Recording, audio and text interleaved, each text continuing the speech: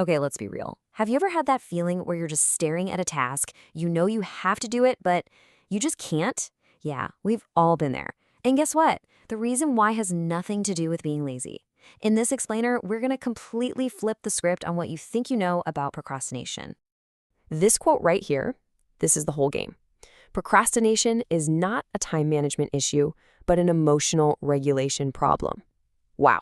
For years, we've been told it's about being bad with time, right? Or just not having enough willpower.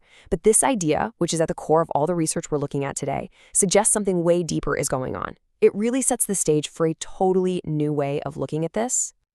So this is the big shift we need to make in our heads. On one side, you have the old story we tell ourselves. I'm just lazy, I'm a bad planner, I have zero willpower. But the real story, the one that's actually backed up by science, is totally different. It's about avoiding feelings. It's about trying to repair a mood in the short term. Really, it's a coping mechanism, one that, as we'll see, doesn't really work out so well in the long run. Okay, so if it's about avoiding feelings, what is it about certain tasks that brings up those bad feelings in the first place? Why do we want to run for the hills when we see an Excel sheet, but not when we see a Netflix menu? Well, it turns out it's not random at all. There are actually very specific triggers. And here they are.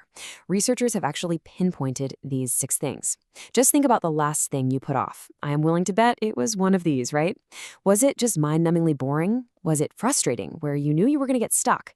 Maybe it was just plain difficult. Or, and this is a big one, it was totally unstructured. You had no idea where to even start. Or maybe it just felt meaningless, or there was no reward in sight. The more of these boxes a task checks, the higher the chance you're going to feel something negative about it, and, well, the more likely you are to put it off.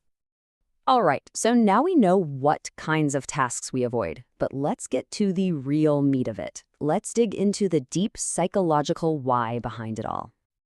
It all kicks off with this simple fact. The goal is to avoid a negative feeling. That's it. When you're looking at that big, difficult, unstructured project, you feel a cocktail of not-so-great emotions, right? Anxiety, maybe some boredom, a little bit of self-doubt. And your brain, on a very primitive level, has one immediate goal. Make that bad feeling stop, right now. So what's the strategy? What's the quickest, easiest way to not feel bad about doing something? Simple. Don't do it. We put it off, and suddenly we find ourselves scrolling through our phones, watching one more YouTube video, or grabbing a snack. Anything for that little hit of relief, that escape from the negative feeling. But, and this is the killer part, the results is a bigger negative feeling later.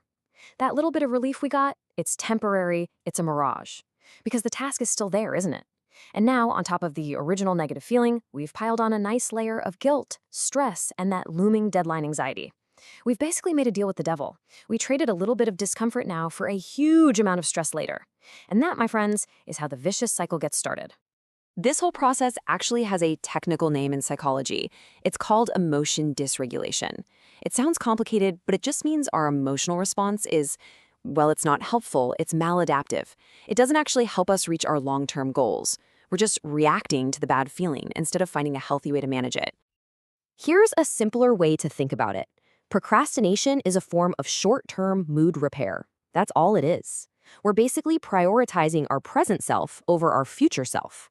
Present me wants to feel good right now, so future me gets stuck with the bill. It's like saying, that's a problem for future me to deal with. Right now, I'm gonna watch this cat video. And this gets even deeper.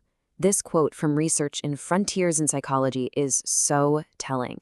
It says, procrastinators see themselves as unable to effectively change the situation or regulate their emotions. It's not just about the bad feeling itself, it's about this core belief that we just can't handle it. We don't trust ourselves to sit with that discomfort and push through. And you know where this feeling of I can't handle it shows up big time? Perfectionism. Oh yeah. Perfectionism is like the ultimate recipe for creating negative feelings about a task. It's a paradox, right? The desire to do something perfectly is often the very thing that prevents us from doing it at all. But here's something you might not know. Perfectionism isn't just one big blob of a trait. Research actually breaks it down into a few different types. You've got your rigid perfectionism. That's the classic everything must be flawless mindset. Then there's narcissistic perfectionism, which is more about being hypercritical of other people. But the one we really need to pay attention to, the one most connected to procrastination, is self-critical perfectionism. Yep, studies show that this specific flavor of perfectionism, the self-critical kind, is a key predictor of procrastination, especially in academics. This is that nasty little voice in your head, the one that's full of self-doubt, the one that tells you you're gonna mess up. The fear of not hitting those impossibly high standards and the brutal self-criticism that comes after, that's a really, really powerful feeling. No wonder we'd want to avoid it.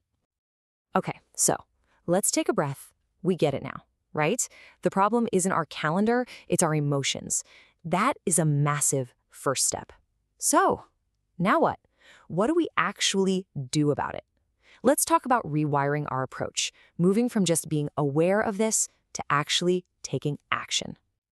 Here's the new mindset, the single most important thing to take away from all of this. Manage your emotions, not just your time. Look, all those time management hacks can be useful, for sure, but they're just band-aids if you don't address the real wound, that emotional trigger.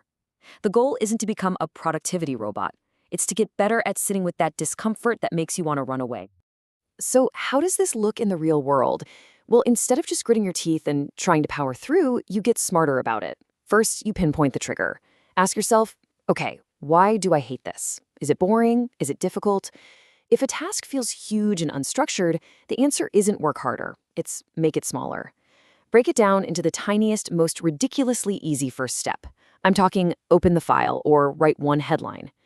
If it's boring, try something called temptation bundling. You pair it with something you actually like. For example, you only get to listen to your favorite podcast while you're doing the dishes. See? The whole focus shifts from relying on willpower, which we all know runs out, to building smarter habits and, honestly, just being a little kinder to your future self. And this really is the path forward. It all comes down to this one question. The next time you feel that pull, that urge to check your phone or get up and walk away, just stop. Pause for a second and ask yourself, what feeling am I trying to avoid right now? Don't judge it, just get curious. Is it boredom? Is it anxiety? Is it the fear that you're not good enough? Just putting a name to that feeling, that's the first step. That's how you begin to manage it, instead of letting it manage you. And that is how you finally break the cycle.